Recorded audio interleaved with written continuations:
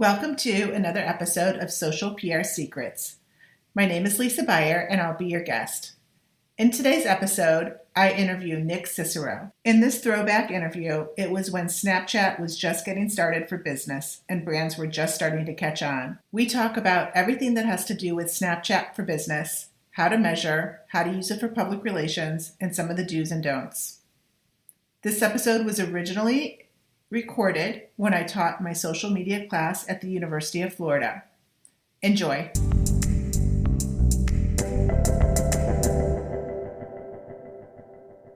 Okay, welcome everybody. So very exciting week. We're going to be talking about social media and mobile, which is really a very hot topic. And today's guest I have is Nick Cicero.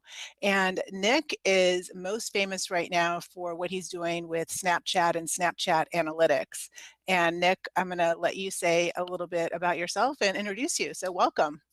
Hi, thank you very much for having me. So, as you mentioned before, my name is Nick Cicero, and I'm the CEO and founder of a company called Mondo.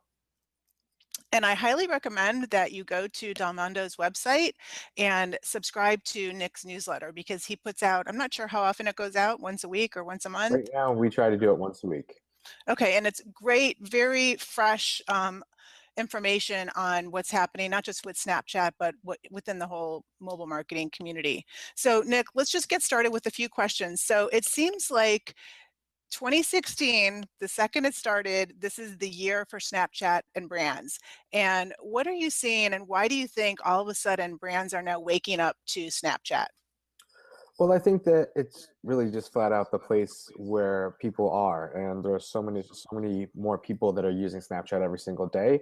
And I think that brands are finally starting to recognize that, whereas before they might not have been ready in a way that I think that a lot of us thought that this would definitely get there to be. Okay, so Snapchat is definitely nothing new to your audience. So the students here have been on Snapchat probably since day one. I've been on Snapchat for probably about a year, but I didn't really have that many of my friends on Snapchat, so I couldn't really do that much until recently, probably the past 6 months, I'm on it more. So what are some trends that brands are doing now to really adapt Snapchat as part of their marketing, and what do you see that's working? Yeah, so I think that we're seeing a lot of brands go one of two directions. We're seeing them go like the paid media route, which is using Snapchat's ad platform, doing things like branded geo filters, video ads, and then you have brands that are also creating content, opening up their own accounts as well. And so for the brands who are opening up and creating their own accounts, we're seeing a lot of things like behind the scenes access of different parts of that brand's life, whether it's going to an event that they've sponsored and giving people a behind the scenes access, or whether it's going to a different type of experience and sharing that with everybody. And then they're also going and creating channels as well and kind of creating entertainment and content right for that platform as well. So whether that's doing it themselves or hiring really popular creators to do that and working with influencers, they're looking at different options of telling those stories. One of the things that I've been noticing has kind of been happening not just recently, but in the past year, is takeover of Snapchat accounts with influencers. Right. So how do you think that is going to merge into 2016? Is that going to continue to be a good strategy, or is that just one of many now? Yeah, I think that there's a really interesting component of takeovers. I think one, the discoverability on Snapchat has been really difficult. And so takeovers have been one way for different people's audiences to bridge the gap and bring them together. But I think that as you look at Snapchat going forward, even without, or even if they do open up and even when they do find better ways for people to discover outside of their friend circle, I do think that there's a personal element of what the takeover might mean for folks. And so when you think about the way that Snapchat loads content, it doesn't load in the background. You have to actually like push down and hold your finger down to actually open up that story. And so I think that we have this opportunity for more and more takeovers to happen, for people to bring their different points of view into one particular channel, and brands, instead of just like maybe running a long narrative of their story, might actually look to their Snapchat as almost like as a YouTube or a Twitch and a place to create really unique content, maybe by different types of people over time. Yeah, I happen to love that. I saw Disney did it probably about a year ago, and I've seen even University of Florida did it, and it just seems like it's just such a fresh perspective than to typical social media management type of content creation. So I agree. I think that's going to continue to become to stay popular.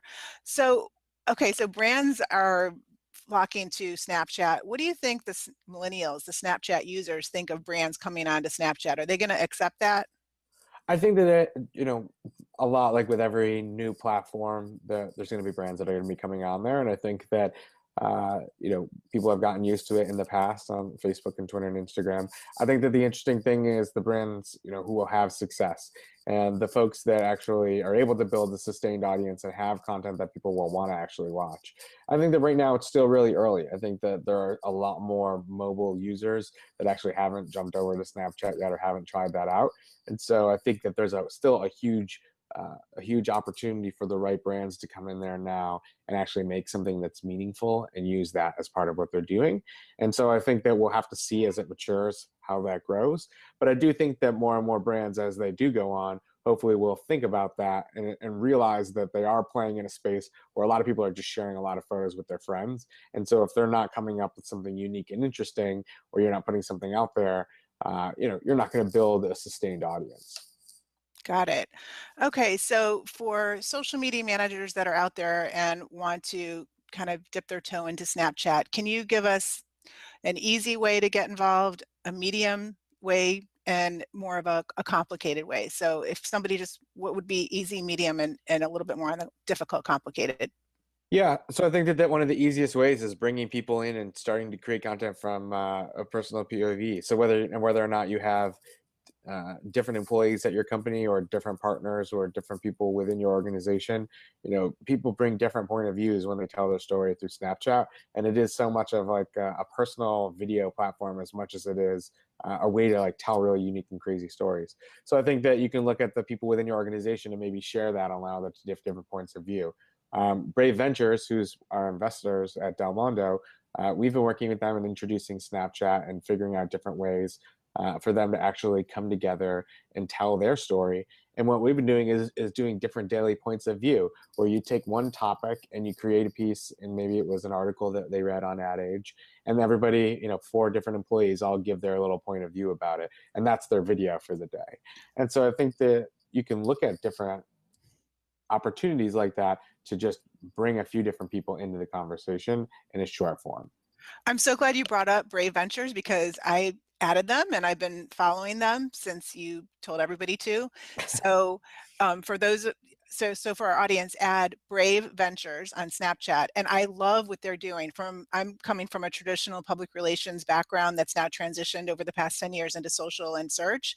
And I just love what they're doing. I think that they're really a very good example of a brand that's not like a Mashable on Snapchat, that somebody can say, okay, that's a great way it's very inspirational for any size business, in my opinion. Yeah, and it's just as simple as, like I said, sharing a point of view. And so if the students want to add you on Snapchat, your handle is Nick Cicero? Yep, just my name, Nick Cicero. And then any other Snapchat handles you recommend? I recommend looking at some really cool influencers, like Cyrene Q is a really good influencer to follow, a really good storyteller. Mike Platko, so M Platko, EM Garber, and Brandon Harvey. Those are some good folks to start with. And Gary Vee has just been going crazy on Snapchat. Oh with yeah, Snapchat. Gary Vee has definitely been going crazy, and that's been fun. It's good to see. I think that it's really funny when different people have their different points of view and they bring different elements. So it's hard to say like who's, you can have your stories be really long, you can have your stories be really short. So it's interesting to mix it up and see, the different types of stories that every day brings that you can tell. Okay, one more question, and then Nick is actually going to be back in our last week and talking about measurement. So one more question while we're on the subject of mobile. So do you have any tips for the students who are going to be possibly future social media managers, and how to, tips that they can use as stepping stones in their career, advice that you can give them from a business standpoint or Snapchat standpoint? I think that in general, if you want to be a professional in social media and create content on behalf of a brand or in an agency form and not do it like for yourself, which is a totally different, influencer type thing. I think that you want to find the platforms that you can create the best content and have the best amount of reaction with the least amount of energy. And I think that you don't need to be on every single platform, but you do need to find what's evolving and figure out what's there. So taking a look at what new platforms are out there, experimenting here, experimenting there, but also knowing where to spend the bulk of your time to get the most amount of return from, I think is more obvious than people might think, but they jump around oftentimes and thinking that they need to be on all these different places. So if you're going to be a social media manager in the future, you're going to need to manage and balance that technology piece really well. Great advice. Burnout in social media has to be probably one of the most popular negative things that can happen to you, right? Yep, definitely. And how did you start your company, Del Mondo? So basically, our company started when we had a lot of these creators who were coming to us, or coming to me personally, that I knew really just as a freelance social consultant and doing different projects for different people. They had opportunities and they're saying, hey, all these brands wanted to come reach out and work with me. Do you have any advice? And I've worked in the music industry for a number of years and done different types of projects around this as well. So kind of taking that experience and knowledge, bringing it in there, we started to go out with a few more influencers. And then really we met the first Snapchat influencers through a friend of mine who actually his roommate in college was one of the first Snapchat influencers, Evan Garber. And then we basically ran from there. We found this whole community of Snapchat influencers, and that's kind of why we found ourselves doing so many of those types of campaigns last year. So now from there, we're taking it and building it into a technology platform and growing. Awesome. So we're going to talk more about that in the last week of class, talking about measurement. But for now, Nick, thank you so much, and we will catch up with you in a couple weeks. Great. Thank you for having me.